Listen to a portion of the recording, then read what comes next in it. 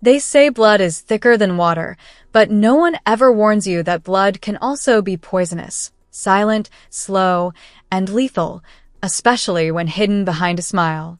My name is Elizabeth Matthews, and the day my grandfather passed away, I wasn't just grieving a man who raised me when no one else would. I was walking into the beginning of a carefully orchestrated betrayal from the people who were supposed to protect me. His death wasn't unexpected. He had been fighting for every breath for the last year of his life, and I had been beside him through every second of it, administering medicine, translating his mumblings when his memory would fade, and doing everything I could to make his final months feel like something more than a countdown. When he finally let go, it felt like the sky had gone quiet, like the ground underneath me was suddenly colder. But even then, I didn't cry. I had cried all my tears in advance. What I wasn't prepared for was the legacy he left behind. I sat in the lawyer's office alone. There were no other family members with me, because there were no other family members who deserved to be.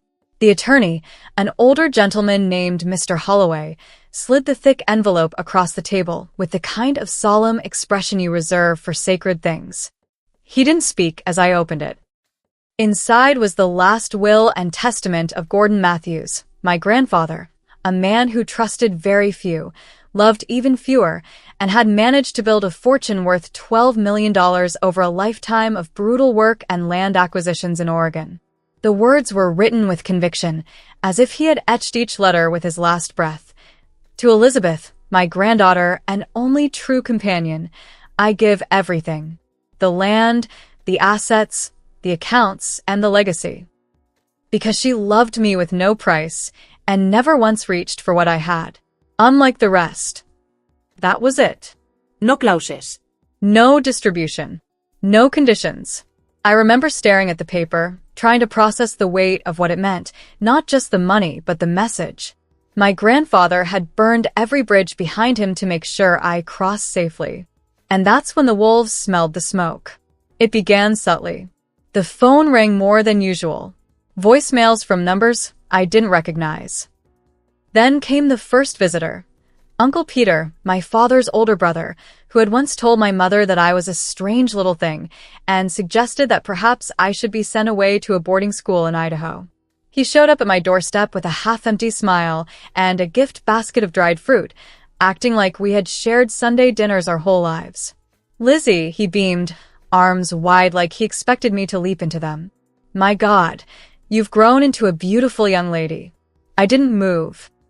How did you find me? Come on, he laughed, brushing it off. We're family.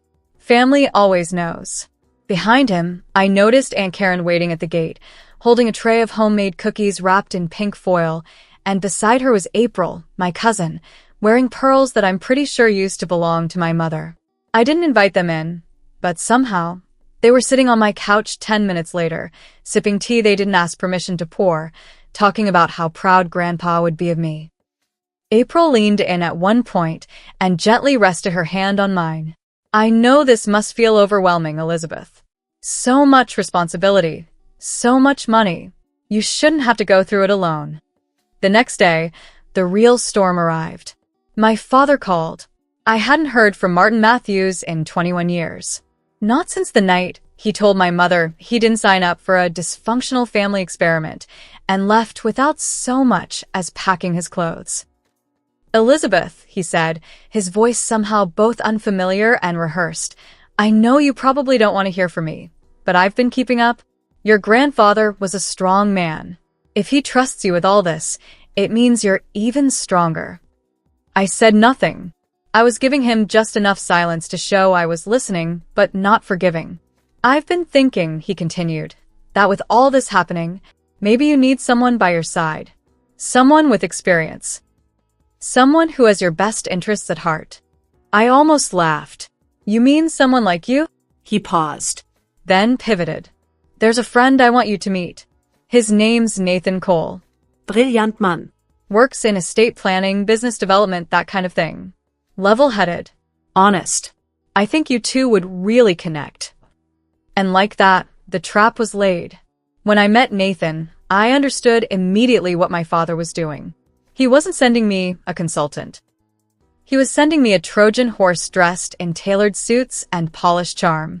Nathan was the kind of man that made most people drop their guard. He smiled with restraint, spoke in thoughtful, confident paragraphs, and had a way of leaning in when you spoke like your words were sacred. And he was good. Too good. We had coffee once, then lunch, then dinner. Every meeting ended with him offering to help in some small way, offering to walk me through tax strategy, estate filings, investments. "I'm not trying to overstep," he would say, always with that same careful tone. "But your family's just worried. They think you might be overwhelmed. You don't have to do all this on your own." It wasn't what he said that unnerved me. It was how often he said we were. We could set up a trust. We could streamline the property into passive income. We could restructure the holdings. I never said yes. I never gave permission. But somehow, everyone around me was already acting like the partnership was official. That's when I found the folder. Nathan had left his leather briefcase in the kitchen while he showered after an evening he spent cooking for me like some curated husband audition. I wasn't looking for anything. I just wanted to move it off the chair, so I could sit down. But it popped open, and I saw my name. I froze. Inside was a thick packet labeled Prenuptial Agreement, Draft. The names were printed clearly: Nathan Cole and Elizabeth Matthews. I started reading. Half the estate would go into a post-marital family trust managed by both Nathan and Martin Matthews. There was even a timeline included: estimated dates of land liquidation, monthly disbursements, offshore accounts. My breath turned sharp and thin. This wasn't a suggestion. It was a blueprint. They were planning to gut my inheritance before I even said yes. I put everything back where I found it. I didn't let my hands shake. That night, I laid beside him in bed while he whispered about how good our life was going to be. I nodded. Then, at 2:13 a.m., I slipped out into the backyard and called the one person I knew would understand. "Ryan, I need you." Ryan Collins had been my only real friend growing up. We lost touch for a while after he moved away to study law, but I never forgot how safe I felt when he was around. And now, when I needed him more than ever, he didn't ask questions. He just told me to come over. I drove through the night, gripping the wheel like it was the only thing keeping me from falling apart. When I got there, I handed him the documents. All of it. The prenup draft. The financial breakdowns. The fake emails. He read in silence. When he finally looked up, his expression was no longer friendly. It was cold. Strategic. "They're not just trying to manipulate you," he said. "They're building a pipeline.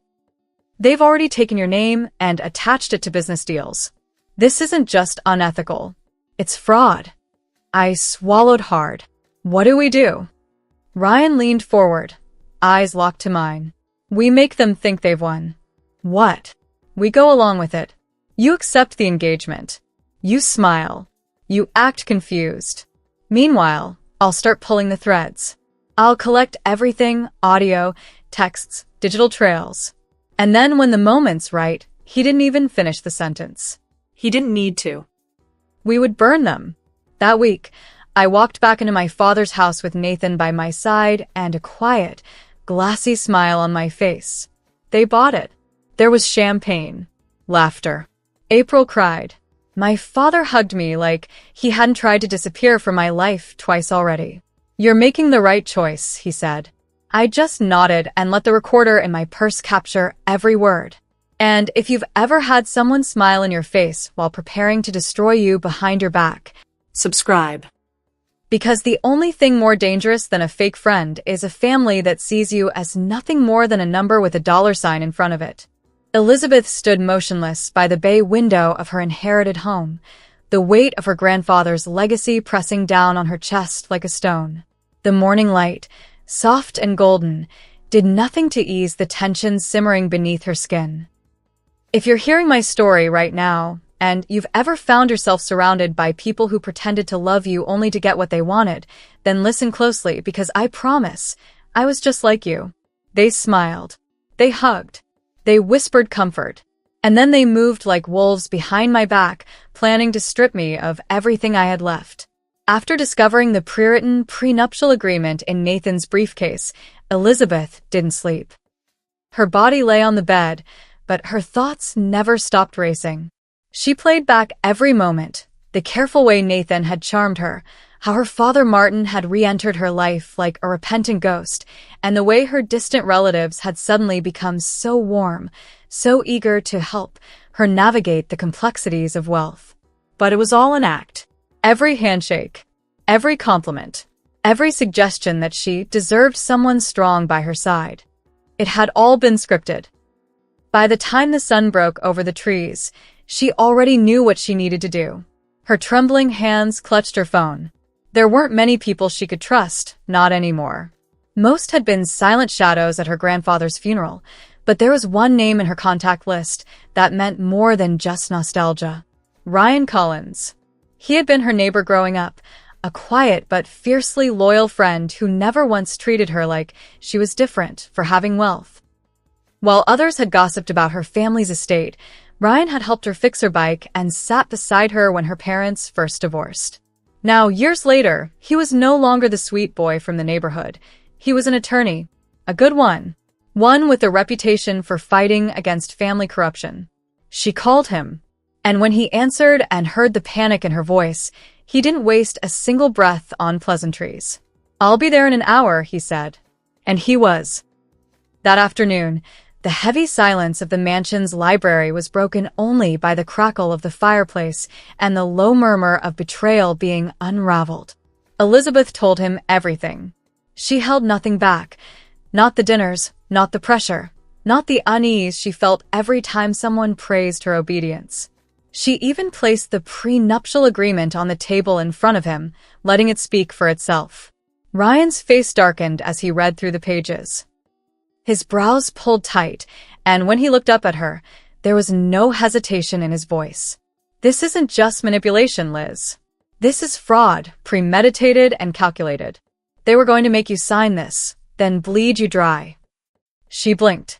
"I thought so, but hearing you say it out loud makes it feel so much worse." He leaned forward. "Do you know what else I found? Nathan Cole, he's not who he says he is." Elizabeth stared, confused. Ryan opened his laptop, typing a few keys before spinning the screen toward her. "His real name is Daniel Sharp. He's used at least 3 identities in the past 10 years.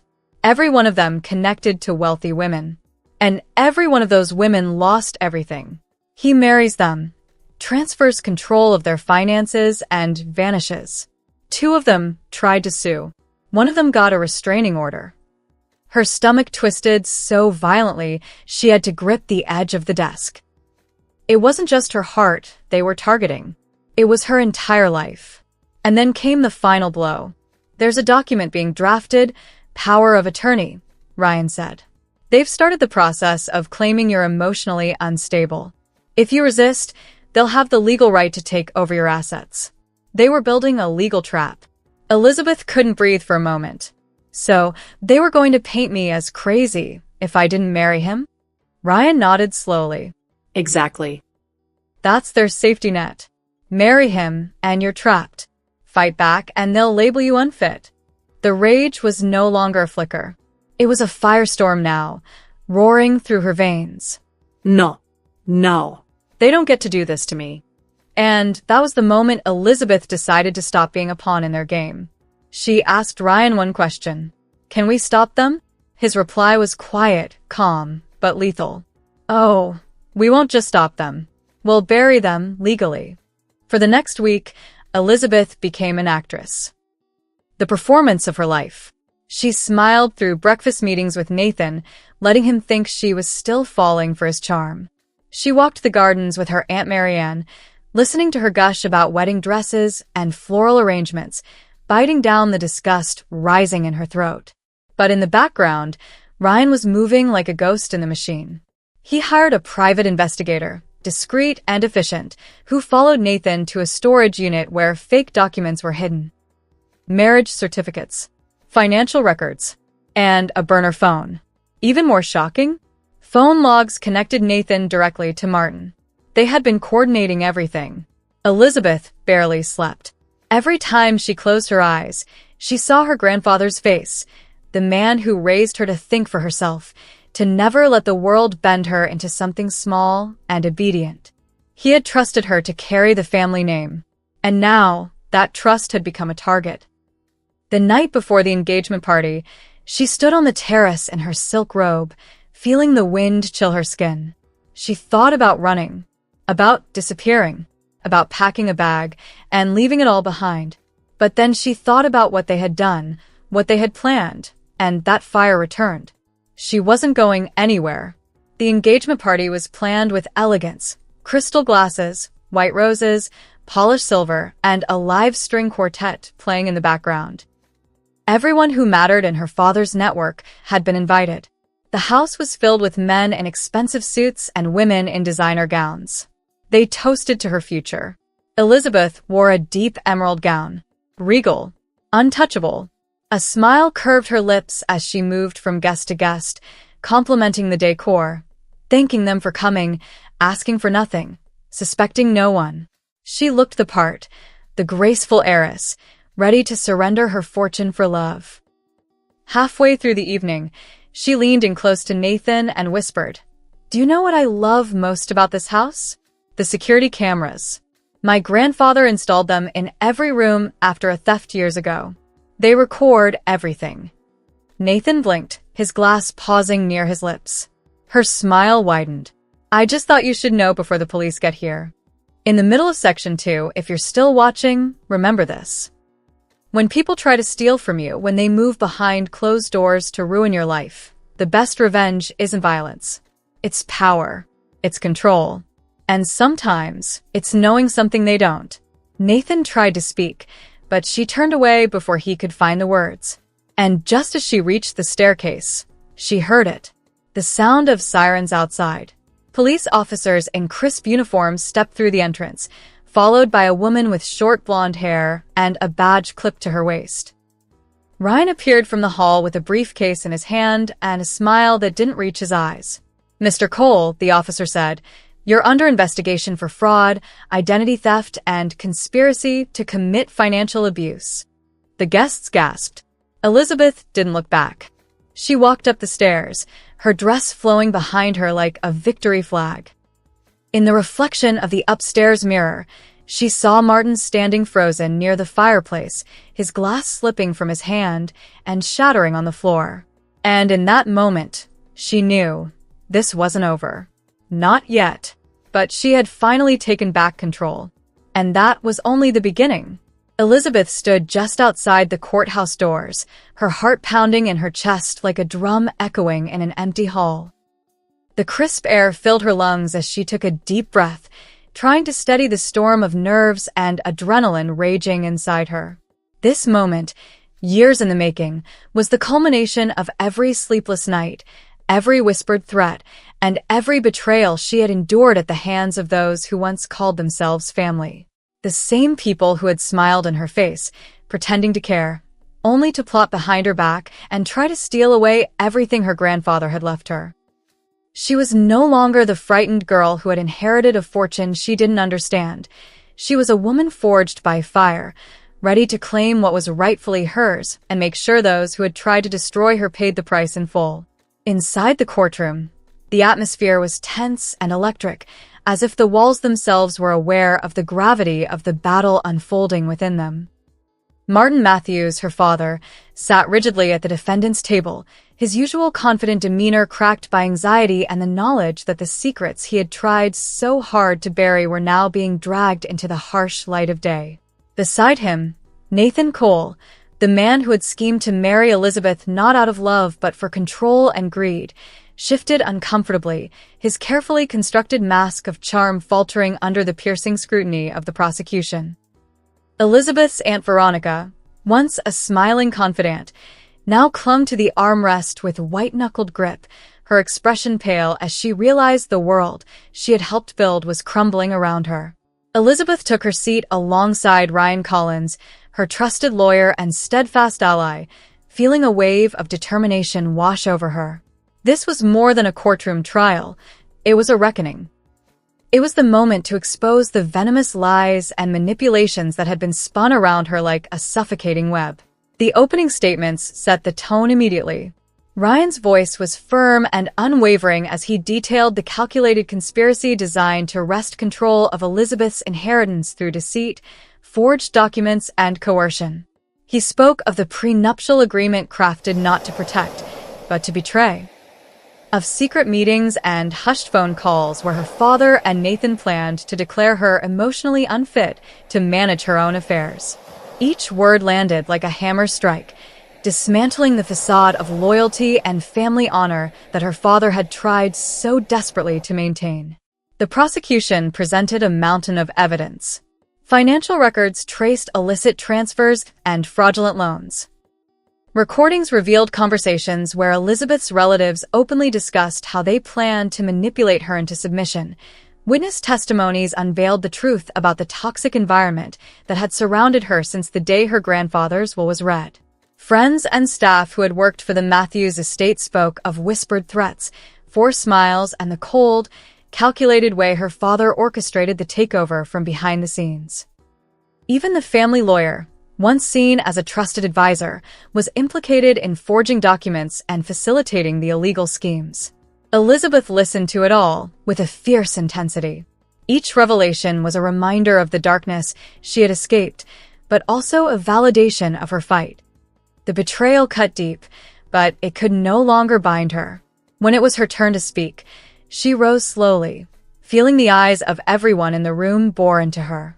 Yet she stood tall, her voice clear and steady, carrying the strength of every wound and every triumph. "This is not merely a dispute over money," she said, her gaze locking onto her father's. "This is a story of betrayal by the people who should have protected me. My grandfather entrusted me with his legacy because he believed in integrity, honor, and family. But those who call themselves my family chose greed and deception. They sought to strip me of my dignity and my future. I refused to be broken by their schemes. I fought with every fiber of my being to reclaim what is mine, not just the fortune, but my rightful place in this world. And today, justice will be served." The courtroom was silent, the weight of her words sinking deep into the hearts of all who heard them. For the first time, the smiles faded completely from the faces of those who had conspired against her. Martin Matthews' expression was one of defeat. Nathan's jaw clenched tightly. Veronica's eyes darted anxiously. The trial extended for weeks, with expert witnesses deconstructing the financial fraud and legal manipulations at play. Forensic accountants traced the illicit movement of funds and the creation of fake documents meant to legitimize the theft. Former associates of Nathan stepped forward with accounts of his predatory behavior toward vulnerable women, weaving a damning pattern that reinforced the prosecution's case. Each day in court chipped away at the defense's attempts to discredit Elizabeth, revealing the extent of the conspiracy with unassailable clarity. The climax of the trial was marked by the presentation of previously undisclosed evidence, a series of secretly recorded conversations between Martin and Nathan, captured by private investigators hired by Ryan. The recordings laid bare their plans to isolate Elizabeth, coerce her into marriage, and force her into signing away her rights under the threat of institutionalization. The sound of their voices, cold and calculating, reverberated through the courtroom, leaving no doubt as to their intent. When the judge called for closing arguments, Elizabeth took the floor once more. This time, she spoke not only with conviction but with the quiet fire of someone who had fought against every odds and won. "I stand here not as a victim, but as a survivor," she declared. "To anyone watching this who has ever been betrayed by the ones they trusted, know that your power lies in the truth, in resilience, and in the refusal to be silenced. The people who tried to steal from me believed they could bury me under lies and intimidation, but I am here today because I chose to fight. And I will continue to fight, not only for myself, but for anyone who has ever been used and discarded." The verdict came swiftly. Martin Matthews and Nathan Cole were found guilty on multiple counts, ordered to pay substantial fines, and faced criminal prosecution for their fraudulent activities. The court ruled unequivocally that the prenuptial agreement was invalid, and any claim they held over Elizabeth's inheritance was null and void. Veronica and other co-conspirators were publicly implicated, their names forever stained by their betrayal. Elizabeth walked out of the courthouse with her head held high, surrounded by friends who had stood by her side through the darkest times, and with Ryan's reassuring presence at her back. The sun shone brightly outside, a stark contrast to the storm that had just passed within those walls. She felt reborn, empowered, and finally free. If you have ever been betrayed, manipulated, or silenced by those you loved, remember this. Strength is forged through struggle, and justice is attainable when you refuse to give up. For more stories of survival, triumph, and the power of standing up for yourself, subscribe now. Your story matters, and you are not alone.